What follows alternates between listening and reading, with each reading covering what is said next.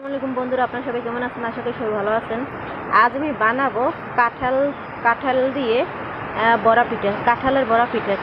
কাঁঠালের বড়া পিঠে বানাতে আমার লাগবে ময়দা, চিনি আর হলো কাঁঠাল। এই কাঁঠালটাকে আমি বিচি ছাড়িয়ে নেব।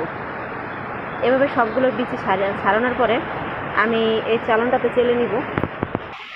কাঁঠালের সবগুলো বিচি ছাড়িয়ে নিয়েছি। এখন আমি কাঁঠালটাকে এভাবে ঘষে নিচ্ছি। দেখেন কিভাবে এটা বের হচ্ছে, মানে ঘষার কারণে।